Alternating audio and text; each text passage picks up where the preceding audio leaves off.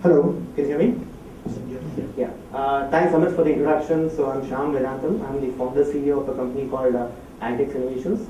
We are a couple of years old. We are essentially an organization that's building a horizontal IoT toolkit that goes all the way from devices, sensor nodes, connectivity protocol stacks to IoT edgeware to a management platform. So we essentially offer the value proposition that using our toolkit, you would be able to build solutions for end customers in an accelerated manner. So I'll first start off with a question.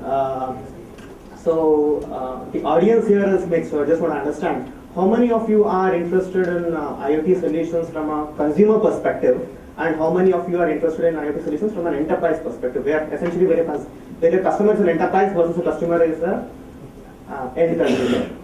So first, end consumer and enterprise. So I see a mix of both. So in my talk today, since we as an organization are essentially selling to enterprises, I would be more focusing on applications for our essentially best practices, challenges, etc. For building enterprise-related IoT solutions. But I hope some of the others who are building end-user solutions also will find something interesting to learn from my presentation. So with that, I'll move on to the first slide. I don't know if you can see this picture, but I always like to start off my presentation with pictures. Can any of you tell me what this is? Any guesses?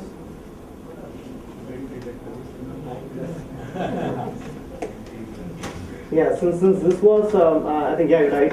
Since this was a session on intelligent devices, that is, innovative devices in the morning, I thought I might start off with one such innovative device that was made by an MIT graduate a year back.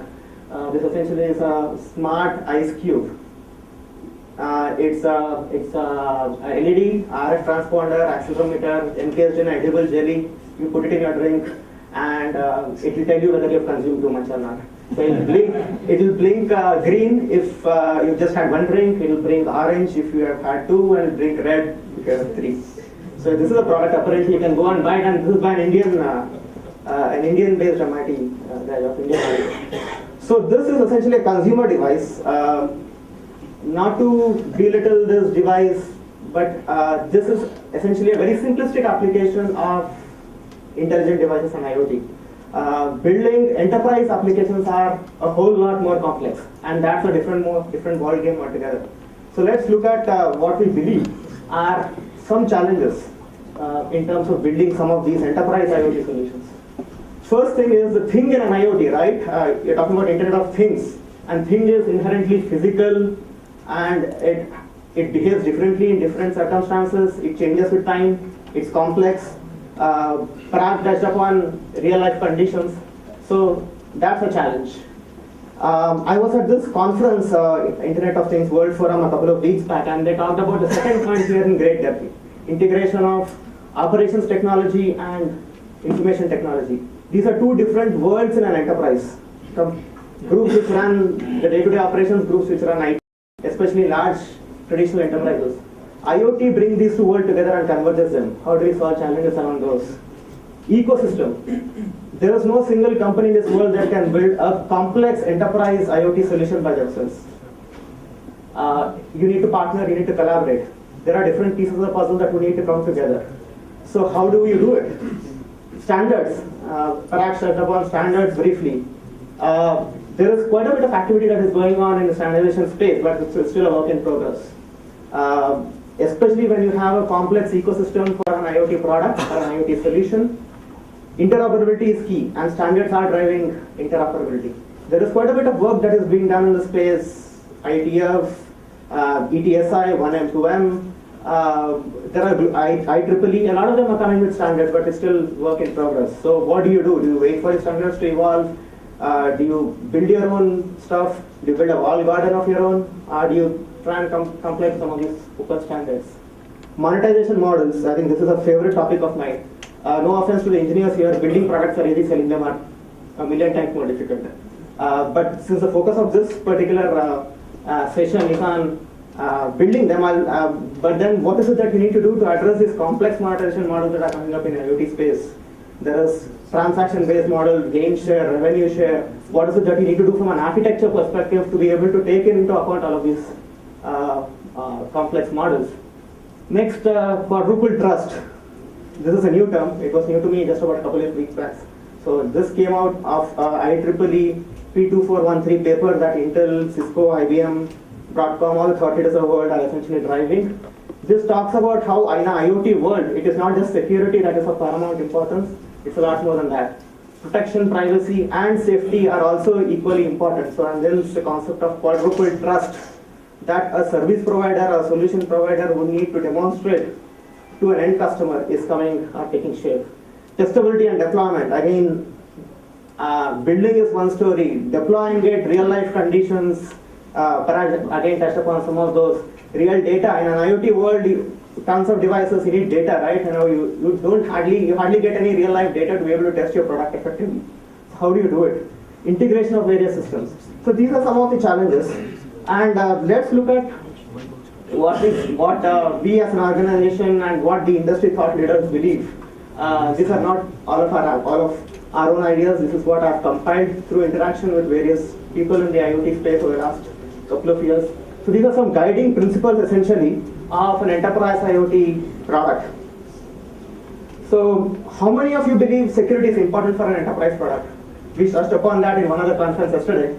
But security, I think, is an underlying philosophy. It's an underlying necessity. You can't just get away with it. And in IoT world, it's an end-to-end security, right? You're talking about a complex set of devices, talking to a gateway or an aggregator on an edge, and then it talks to a cloud, which talks to a data set of application servers, databases, enterprise servers. So it's a complex chain. End-to-end security from the end node, from right from the sensor networks at the end to application that sits right on top, is of importance.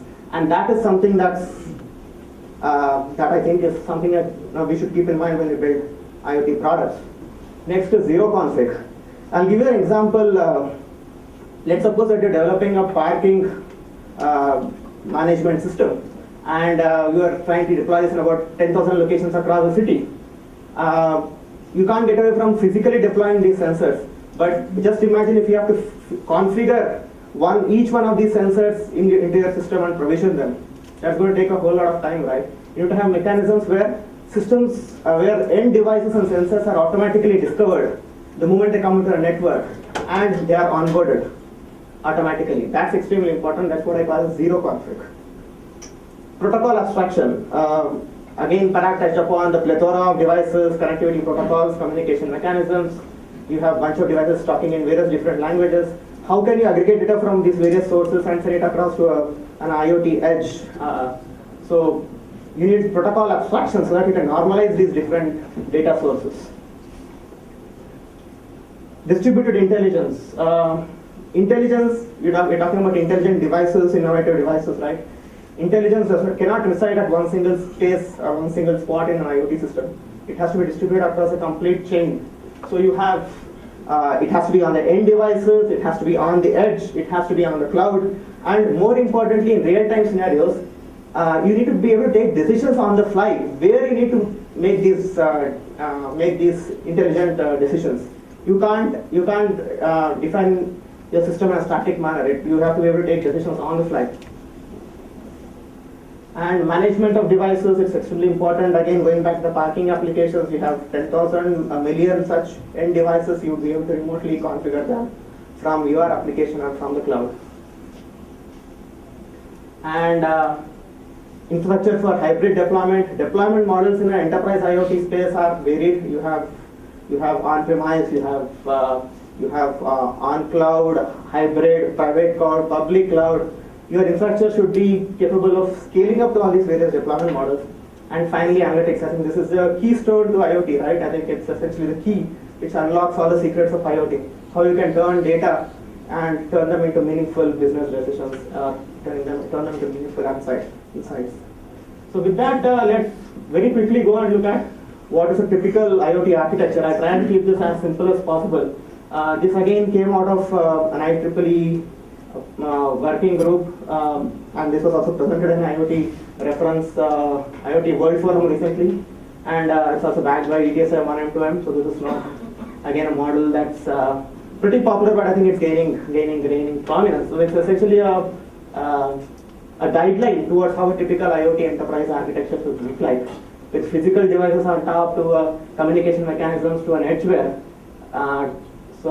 Essentially this edgeware is what is now commonly known as a fog layer, fog computing, right? I think you might have heard Intel, Cisco talk about fog computing. That's essentially what it is. So you have essentially a layer between your physical ground layer and the cloud layer as a new layer that has come up in the IoT world. We call that the fog layer. And that is where a lot of edge intelligence that is taking place. So one thing that I would like to talk about here, and that is where a lot of edge intelligence that is taking place. So one thing that I would like to talk about here is that you have data flowing in from these devices to the application sitting on top. You have control flowing down the other way.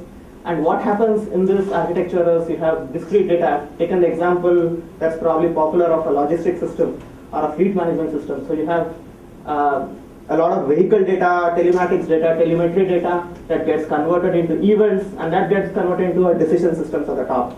So that's essentially how this sort of stacks up. Moving on, you have all of these solutions. So essentially, if you are a company such as us, which is building IoT solutions for enterprises, what is it that you need to do, or what is it that you need to have to be able to build solutions in an accelerated manner? So this is, I would say, some of the building blocks that a company such as us would need to have. You would need to have edgeware abstraction. This is something I touched upon briefly. Open architecture, extremely important. Interoperability is still a big question mark. You need to be able to look at how your systems fit with systems that are already there, third-party systems, instead of building walled gardens. Application enablement, because you obviously need to have a framework on which you can very quickly and rapidly build applications for your end customers, and that's where rapid prototyping is extremely important. And we saw Parag talk about rapid prototyping on the hardware side. It is equally important to do it on the entire system side too. And one important thing that I would like to touch upon here is the context and semantic engine, right? In an IoT world, devices and data have a meaning only with a certain context. By itself, it will not have any meaning. And you need to have mechanisms and engines in place which can take decisions based upon these contexts. And this context and semantic engine, as we call it, is extremely important. Mashups is essentially convergence of multiple worlds. So I'll talk about one example here. This is again we'll talk about 2-3 different examples. First thing is about how you need to have building blocks to be able to build applications for your end customers. This is an example of essentially a manufacturing automation system. You have multiple building blocks which serve as a common foundation, which take data from various devices. But then you might want to deploy each one of these applications at various points in time during your engagement with customers. So it's very important to have some of these building blocks in place. The second example that I had, I think all of you probably might know this product. I don't know if it is politically incorrect to talk about this product considering where we are, but this is Nest Protect. But this was a product that was recalled. A prototype or another poster boy of IoT, right? So this is where the device was probably a little too smart. Just to take a minute, give you an example, I call this WaveGate. So what essentially happens is that you can turn off this Nest Protect. If there's a smoke alarm, you can turn it off by waving your hand at it. So it turns off the alarm. This was the feature, the Nest Wave feature that was built in. But what is your natural reaction in case there's a fire? And the smoke alarm got turned off, and the product had to be recalled. So this is an example where you need to probably think through the usability issues and take that into consideration. One last case that I have is that of voice interface, which we are building for a hotel. While we thought that voice as an interface was very cool to do, and it works in a home context, in a personal context, but in enterprise context, we very quickly realized that we cannot, this would not work. This is a case where we're building voice automation or for in-room automation for hotels. And they said that you can't really have microphones inside a hotel room because there are privacy issues. And so an example of where customer comes first, technology comes later. So that's very important in IoT world, not to get carried away by technology. Summary, collaborate and partner. That's extremely important, as I said earlier. In IoT world, you cannot do it all by yourself. You need an ecosystem. I think in some of the subsequent discussions, we'll be talking about how we are going to form an ecosystem here. And then technology, right? You have to make sure that that can scale for enterprise needs tomorrow. Don't think about one particular solution, because IoT has to, any IoT platform that you build has to be able to serve customer needs for the years to come.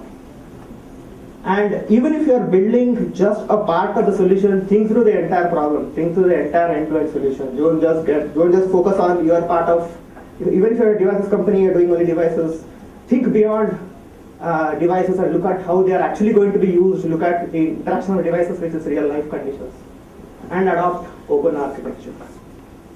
So with that, this is me, that's my coordinates. Feel free to reach me, I'm here for the rest of the day. If there's more that I can share, I'll be more than happy to do so. Finally, leave you with Dilbert, because Dilbert is always good.